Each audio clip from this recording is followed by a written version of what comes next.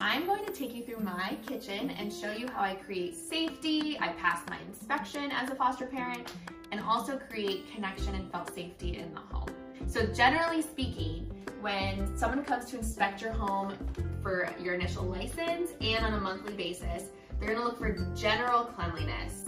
Are your floors clean? Are there bugs? Are there weird smells? It's no big deal if there's dishes in the sink. I cleaned, but normally there are dishes in my sink. Just kind of general cleanliness. You know, the stove doesn't have like grime everywhere, and they're gonna look on your surfaces and make sure you're in compliance. You'll see it right here. There's covering for all the outlets. You don't need anything for stove tops, although I sometimes will remove these just if I have little ones reaching up and whatnot, I'm worried. They're gonna look for no alcohol on the counter. You don't have any lighters or those knife blocks. Those are not allowed. No medication out, things like that. Sometimes on your monthly visit, definitely on your inspection to get your license, they're gonna check to see that things are locked. So I use magnet locks. You can see these are my locked drawers.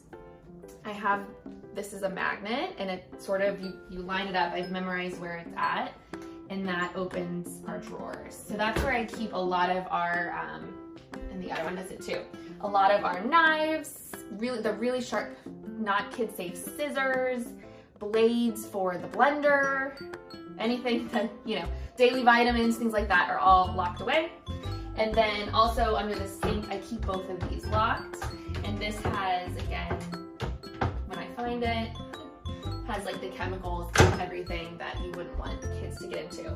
Now, if you're fostering older kids, you may want to do a key lock, especially for knives and some of the chemicals if there's a safety concern. So check with your agency and see what they require. A question I get a lot is, you know, kids use knives? Like, how are they gonna access the knives? For your initial inspection, you're going to need everything to be compliant and locked up. But once the child moves in and you can do a safety assessment, then you can start to unlock age-appropriate things. One thing that you probably don't see is my fire extinguisher. So we didn't have anywhere to mount it, or I didn't want to keep it in a locked cabinet. So it's in our pantry laundry room. So that's where it is, and you do need a sign to direct people to where it is. On your initial home inspection, your social worker, case manager will likely turn your faucet on and keep it running to get it really hot. And at least for my agency, they required the hot water to be between 105 and 120. So there is a limit. You should check your hot water heater to see what that limit is. Your windows need to be working. You have to be able to open and shut them. And your screens can't have holes in them.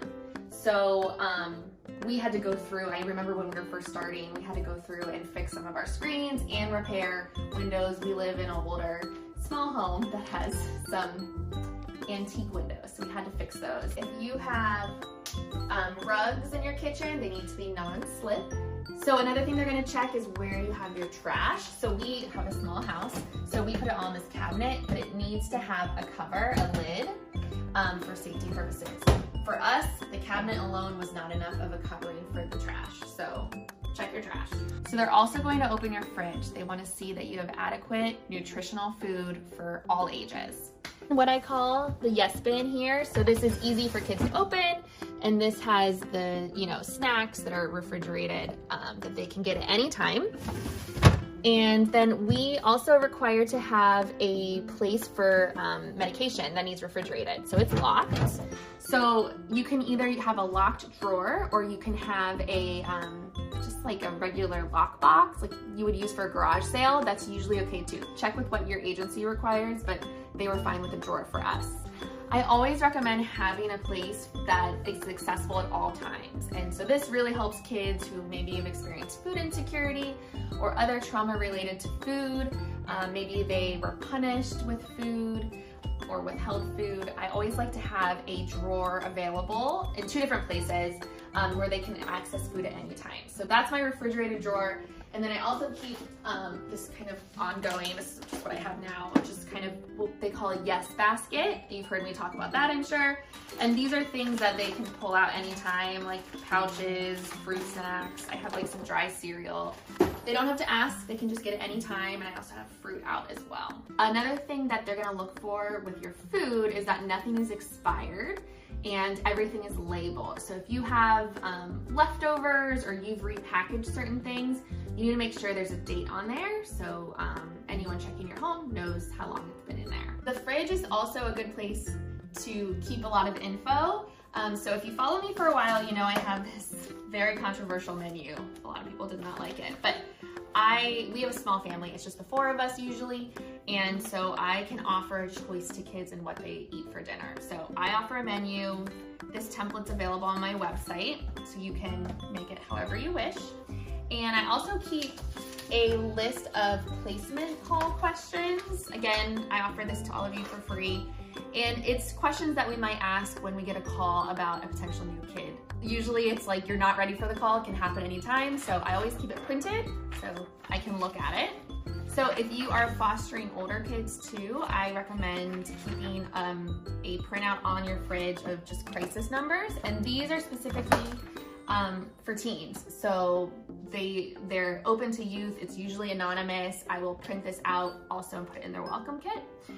Another thing, if a new kid has just moved in, I usually just handwrite, this is an example, like their name, their age, their birthday, the social worker name, the phone number, and their medical number, and like throw it on the fridge, because every time someone calls, you're gonna need to repeat the same information, and it's hard to memorize it in one day. So I usually handwrite it and just throw it up on the fridge. Usually my fridge is full of lots of artwork and fun stuff. I took it down just for confidentiality reasons, but the fridge is an awesome place to connect. And when a child comes home and is proud of something, put it on the fridge. Make sure there's room. If you have kids in your home, make sure you've made space for their accomplishments as well. I always keep a calendar. I print it every year and update it with kids we've fostered. I don't know, just for, I'm nostalgic in that way. A few other things. So I love things that makes life easy and set kids up for success and help them, you know, empower them to help themselves. And so I love anything that's easy. So these are like magnet cups. And then I also use a visual schedule for confidentiality reasons. I've cleared it and just kind of put various things on here, but we'll usually go through the week and talk about the different meetings, appointments, who's coming to the house, and visits, things like that. I like to make it visual and put it up on the fridge. A few more final notes. So I like to keep as much area clear and available for whatever the kids are going to be doing or, you know, participating in. For example, I have like random science experiments up here. When I have little ones, I get those standing stools so they can be counter height and can cook with me. And especially if you have other kids in the home, sometimes it can get crowded and a lot of their things are there. So just make sure you've cleared space, you've made room for their favorite snacks in the pantry, you know, have space in the fridge for them. All of those things will help a child feel at home.